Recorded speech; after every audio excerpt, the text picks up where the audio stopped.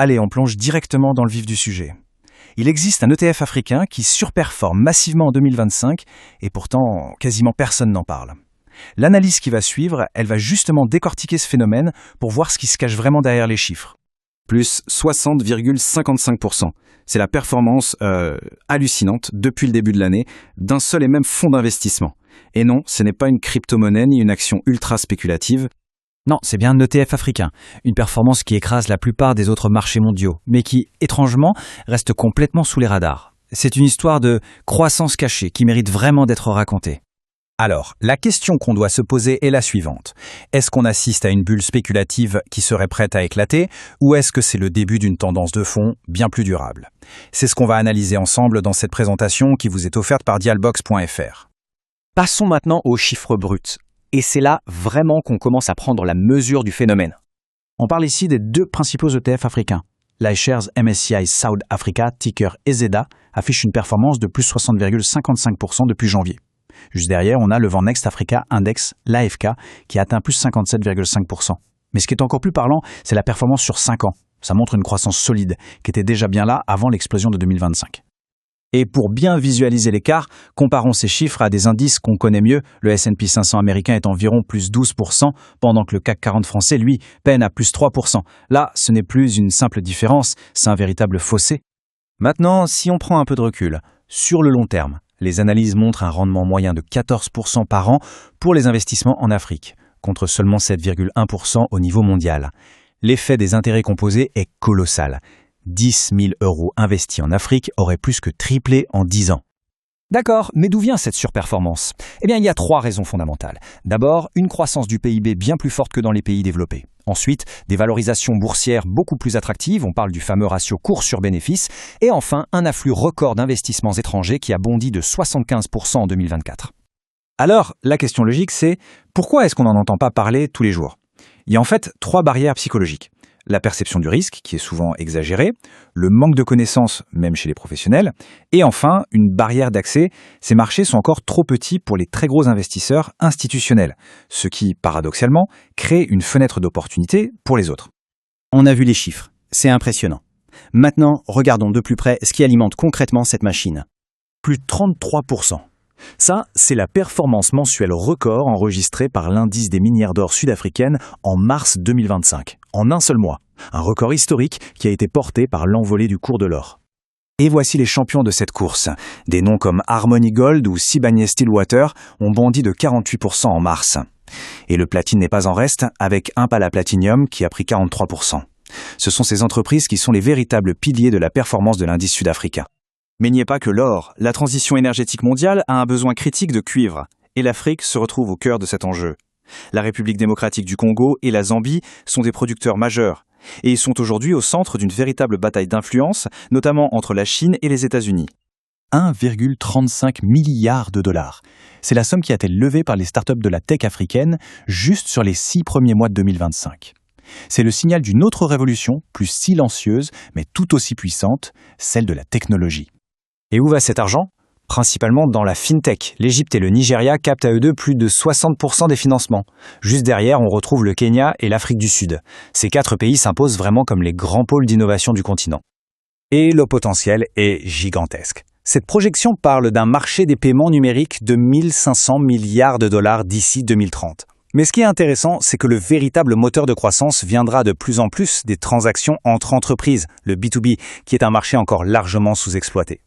Le dernier moteur, et c'est peut-être le plus fondamental de tous, c'est celui-ci. La classe moyenne africaine. Elle est passée de 150 millions de personnes en 2010 à 350 millions aujourd'hui. Et les projections tablent sur 600 millions d'ici 2030. C'est une véritable explosion de la consommation. Et voici l'illustration parfaite de ce boom. Plus 414,6%. C'est la performance de Betaglass, une entreprise nigérienne qui fait de l'emballage industriel, sur les 6 premiers mois de 2025. Forcément, quand la consommation décolle, les entreprises qui fournissent les biens et les services de base en profitent directement. D'accord, on a vu les chiffres qui sont spectaculaires et on a analysé les 3 grands moteurs de cette croissance. Les matières premières, la tech et la consommation. Les données montrent ce qui se passe et pourquoi. Mais la question la plus importante, elle reste en suspens. C'est bien de savoir tout ça, mais comment on passe à l'action? Comment est-ce qu'on peut investir concrètement dans cette tendance, tout en maîtrisant les risques, qui, eux, sont bien réels? Eh bien, c'est précisément ce qu'on abordera dans la deuxième partie de cette analyse. On verra un guide pratique pour choisir les bons ETF et les bonnes actions, des stratégies concrètes pour gérer les risques, et on se projettera aussi sur les secteurs d'avenir pour 2026 et 2027. Si cette première partie a été éclairante, un j'aime et un partage aident énormément la chaîne. Et surtout, pensez à vous abonner pour être certain de ne pas rater la suite, qui sera beaucoup plus orientée sur la pratique. Après avoir vu la performance vraiment explosive des marchés africains en 2025, on continue notre réflexion. La question maintenant, ce n'est plus pourquoi il faut s'y intéresser, mais bien comment s'y prendre. Voilà, après le pourquoi, place au comment. Dans cette analyse, on va décortiquer ensemble les outils qu'on a à notre disposition pour accéder à la croissance africaine. On va commencer par les plus simples pour aller progressivement vers les plus sophistiqués. D'accord, alors plongeons dans le vif du sujet. La toute première étape, c'est de bien comprendre quels sont les instruments financiers qui existent pour s'exposer au marché africain. La porte d'entrée la plus facile et aussi la plus diversifiée, ce sont les ETF. Ils permettent, avec une seule transaction, d'acheter un large panier d'actions africaines.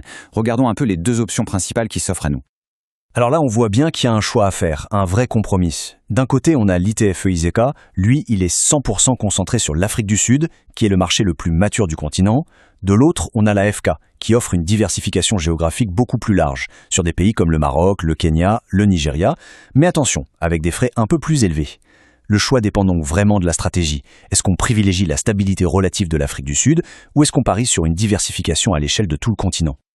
Mais, il y a un mais.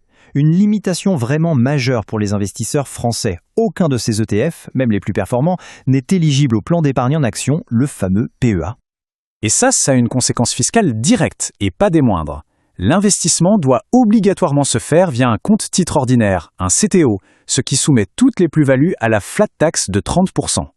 C'est un facteur qu'il ne faut surtout pas négliger dans le calcul du rendement net.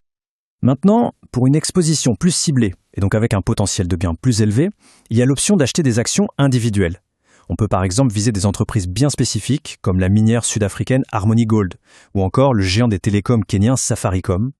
Par contre, il faut être clair, cette approche comporte des risques bien plus importants.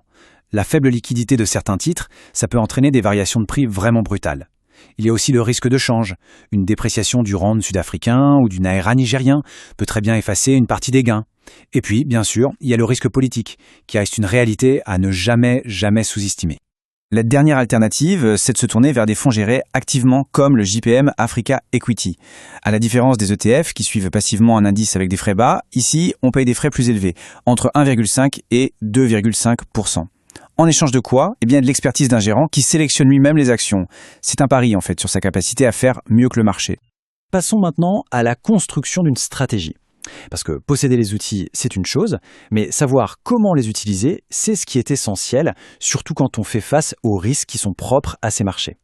Alors concrètement, quelle part de son portefeuille on peut allouer à l'Afrique ? La prudence est vraiment de mise. Pour un profil conservateur, une exposition de 2%. C'est une limite tout à fait raisonnable. Un profil qu'on qualifierait de modéré peut monter jusqu'à 5%. Et les plus agressifs, eux, pourraient envisager 10%. Mais attention, dépasser les 15%, ça exposerait le portefeuille à une volatilité vraiment excessive. Vu la très forte volatilité des marchés africains, la meilleure stratégie pour y entrer, c'est l'investissement programmé ou dollar cost averaging. Plutôt que d'investir une grosse somme d'un seul coup, c'est beaucoup plus prudent d'investir un montant fixe chaque mois. Ça permet de lisser le prix d'achat et de réduire l'impact des corrections de marché. Allez, récapitulons les risques à avoir à l'œil. Premièrement, le change. Une dévaluation du rand peut impacter fortement les rendements en euros. Deuxièmement, le politique. Des élections, des changements de cap, ça peut créer beaucoup d'instabilité. Troisièmement, la liquidité. Il peut être difficile de vendre rapidement ses positions sans faire chuter le prix. Quatrièmement, le réglementaire. De nouvelles règles peuvent affecter certains secteurs du jour au lendemain. Et enfin, la concentration. L'Afrique du Sud pèse tellement lourd dans les indices que ses performances dictent souvent la tendance générale. Ok, projetons-nous un peu plus loin maintenant. Au-delà des performances qu'on voit aujourd'hui, quels sont les secteurs qui pourraient vraiment porter la croissance africaine dans les années à venir ? Ce chiffre illustre parfaitement le premier secteur, l'infrastructure. La Banque africaine de développement estime le déficit d'investissement annuel à 100 milliards de dollars. Que ce soit les routes, les réseaux électriques, les ports, les besoins sont absolument colossaux et ça représente une opportunité massive. Ce paradoxe met en lumière le potentiel incroyable de l'agriculture. Le continent a toutes les ressources pour devenir un grenier mondial, mais aujourd'hui, il reste un importateur net. Et c'est là que l'agritech, c'est-à-dire la technologie agricole, entre en jeu pour moderniser le secteur et combler ce fossé. Le potentiel dans les énergies vertes est tout aussi spectaculaire, si ce n'est plus.